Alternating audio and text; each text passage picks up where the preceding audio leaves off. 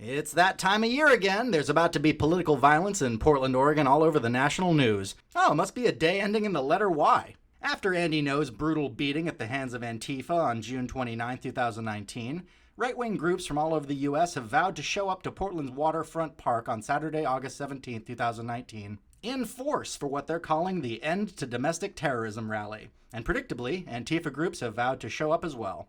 Looks like we're on the precipice of the Battle of Portland 2, Electric Boogaloo. Only a little over a year ago, on August 4, 2018, the Portland riot police fired flashbang grenades into the Antifa side of a protest at Waterfront Park. Michelle Fawcett is suing the city for $250,000 for being hit with one of those flashbang grenades, claiming she was permanently disfigured and has post-traumatic stress symptoms. And I'd like to just take a second to dispel a bit of terrible reporting that has persisted since last year. Every single journalist I've seen with an article on this protest has said that the police using their riot control equipment did so unprovoked by the Antifa crowd. This video by Tyler Dumont from KPTV, Fox 12 Oregon, posted the day of the protest, I think pretty clearly shows otherwise. 7 seconds into this video, you can see an object thrown from the crowd flying towards the police before the first shot by police was fired. At 13 seconds into the video, you can see and hear glass bottles landing, breaking near the line of police, and see other objects thrown hitting officers in the face. Officer Zachary Flippo describes the police response saying that the crowd started shaking cars. This was concerning, he said, because he was unsure if there were officers inside the parked cars and knew the vehicles contained weapons protesters could easily grab. Only after Flippo said he allegedly saw people smashing the windows of police cars did he fire 2 flashbangs at the group. At least one PPB patrol car had a flat tire after this protest. Even one journalist, Eder Campuzano, was struck in the head by a full plastic bottle, causing him to bleed from a head wound, which he said likely came from the counter-protesters, meaning Antifa.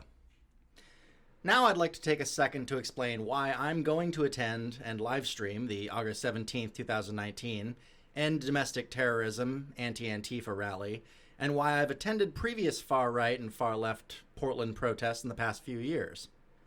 For one thing, the violence is almost all coming from the far left.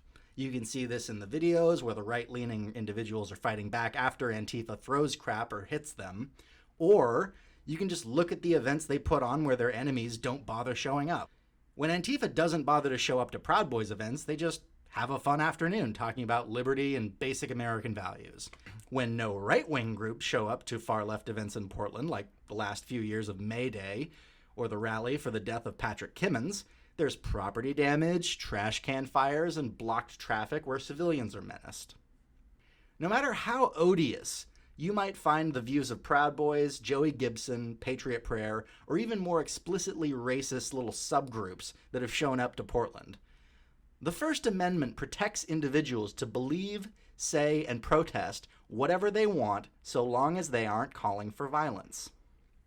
The far-left activists, specifically Antifa, do not believe that that freedom to think or say what you want should be allowed. They very much seem to believe that initiating violence against people with the wrong opinions is somehow morally justifiable. Again, there are certainly a small minority of people with opinions on the right side of these protests that I personally find stupid, immoral, or crazy, and I tell them so. But the price of living in a society with free speech is putting up with the opinions of others that you find distasteful.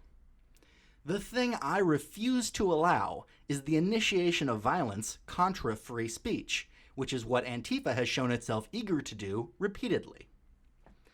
Now you might be saying, media shadow, the First Amendment is to protect individuals from the government, not other civilians.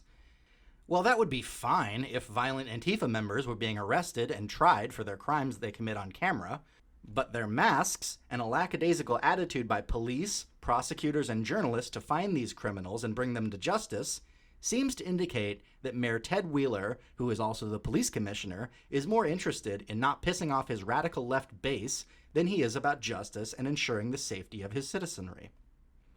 Not to mention that Ted Wheeler attempted to curtail the First Amendment entirely with his proposal to allow local government to dictate when, where and with whom individuals can publicly protest, which, thank God, was shot down. But that just shows you what's at stake. You might have thought you were free in this country to publicly say you support the president, or want enforcement of our immigration laws, or just don't like masked black bloc thugs blocking traffic, but don't expect some noodle-armed communist who smashes your head in with a crowbar to get arrested for it. Don't expect federal or even local laws to be enforced if the leftist mayor thinks it'll make him look bad to do so. And don't for one second think that the people in power in a major U.S. city have any commitment whatsoever to the founding principles of free speech and freedom of assembly in this country. Because the second they think they can get away with stripping you of your most important right, they've shown that they will try. As for initiating violence, I don't believe in it. The right doesn't believe in it. You want to talk about Antifa's overuse and baffling inaccuracy of the word fascism to describe their political enemies? Benito Mussolini, the first fascist dictator, who Hitler, also a fascist and head of the National Socialist Party, absolutely idolized, grew up as a socialist thug, labor agitator turned journalist. Yeah, the flag-waving, gun-toting conservatives showing up to protest against Antifa clearly share the political ideology of fascism with Mussolini and Hitler. Just look at this quote. Can't you just see Joey Gibson yelling that into a bullhorn? Antifa isn't being subtle. They're the fascists. They target their political opponents with violence in the streets, set fires everywhere they go, and oh yeah, what was the uniform of the fascists in Italy? Black fucking shirts! But if you think being the first to throw a punch or a Molotov cocktail or open fire on some soy boy live-action role players is going to be reported on favorably or will ultimately help your cause against the so-called anti-fascists, I've got some bad news for you. You and the organizations you stand alongside will be painted as domestic terrorists by the media, and with the courts in Portland, you'll be prosecuted to the full extent of the law. I say we think strategically and force the media and politicians' hands into admitting what Antifa really is. That's the only way their numbers will start shrinking. I think of this situation like the civil rights protests in the 1960s. They knew the dogs would get sicked on them by the cops. They knew they'd be sprayed with fire hoses. They knew they'd be arrested, but they were willing to sacrifice their own safety to show the moral bankruptcy of racist policies. We could do that as well. Imagine, rather than fighting back, we stand with our arms behind our backs and with our faces uncovered say on camera, "Hit me, stomp me, throw a glass bottle full of shit and piss at my face. Show the world that you don't believe in winning an argument, that your ideology is bankrupt, that all you have is anonymity and people's fear that you'll beat them in the streets. And whatever you do to me, and whether you get away with it or not, I'm here to tell you the silent majority of this country is disgusted by what you stand for, and we're no longer afraid to look you in the eye and say it." But every time we hit them back, we give their cause the ammunition to continue and grow. This isn't just some Michelle Obama, when they go low, we go high, can't we all just get along call for pacifism on my part. Clearly, there is a time for self-defense. But if the goal for you in protesting here is to assure that in the future you live in a country with less political violence, we have to start eliminating their most effective recruitment tool by taking the punch and smiling like Tyler Durden in Fight Club. And if we don't do this now, when they're only using fists and melee weapons and glass bottles, soon we won't be able to shrug off what they do to us. Who knows what evil lurks in the hearts of men? The Shadow knows. Hi guys, Media Shadow here.